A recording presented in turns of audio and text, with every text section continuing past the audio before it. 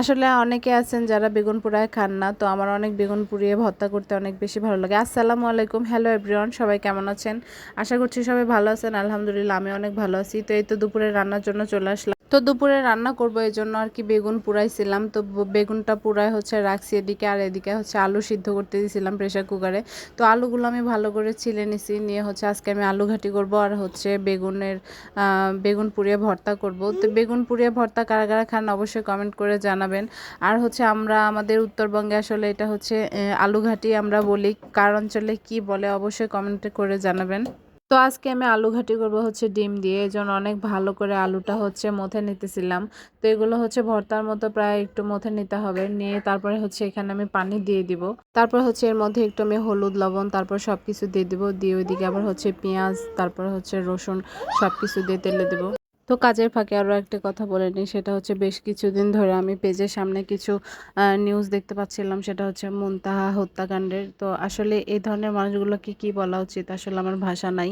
আসলে বড়দের সাথে যত ঝামেলাই হোক, সেটা কেন ছোট বাচ্চাদের উপরে আসলে প্রতিশোধ নেওয়া হবে, এটা আসলে কোনোভাবে ঠিক না।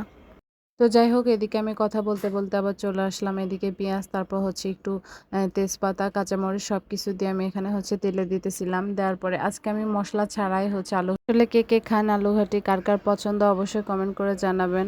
তো হচ্ছে আমি পেঁয়াজ মরিচ সব কিছু তেজপাতা একটু দিয়ে আলু ঘাটি করব। আসলে আলু ঘাটি, হ্যাঁ আমরা উত্তরবঙ্গে আমরা আলু ঘাটি বলে থাকি। আর এখানে একটু হালকা হচ্ছে ডাল মশলার পাঁচফোড়ন দিয়ে দিলাম। কে কেমন কিভাবে খান অবশ্যই কমেন্ট করে জানাবেন। তো আমি মাঝে মধ্যে এভাবে রান্না করি, আমার কাছে অনেক অনেক বেশি ভালো লাগে।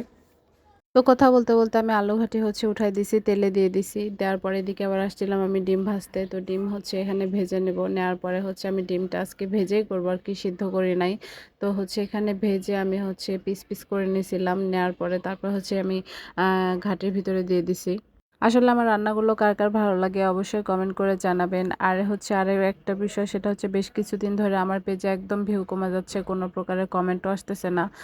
তো সবাই আমার হচ্ছে পেজটাতে একটু ফলো দিবেন এবং সবাই একটু হচ্ছে সাপোর্ট করবেন। এদিকে আমার হচ্ছে বেগুনটা পুরানো হয়ে গেছিলো, এটা আবার ভালো করে সিলে নিলাম। তারপর আবার ঘাটি হচ্ছে আমার প্রায় বলক উঠে আসছিল। তো এদিকে আমি আবার হচ্ছে পিস করে রাখা ডিমগুলো আসলে আমি এর ভিতরে দিয়ে দিলাম, দিয়ে বেশ কিছুক্ষণ আমি এটা হচ্ছে ঘাটিটা আবার বলক দেব। তো বেশ কিছুক্ষণ আমি বলক দিয়ে হচ্ছে এভাবে আমার ঘাটিটা আর কি হয়ে যাবে, তখন আমি নামাই নেব। তো হচ্ছে আমার ভিডিওগুলো কার কার ভালো লাগে সেটা তো আমি আরও একবার বললাম, সবাই একটু কমেন্ট করবেন, বেশি বেশি হচ্ছে আমার ভিডিওটা দেখবেন। যাই হোক, আমার হচ্ছে ভিডিওটা বেশি বাড়ালাম না, আজকে আমার ভিডিওটা এই পর্যন্ত। সবাই ভালো থাকবেন, সুস্থ থাকবেন, আল্লাহ হাফেজ।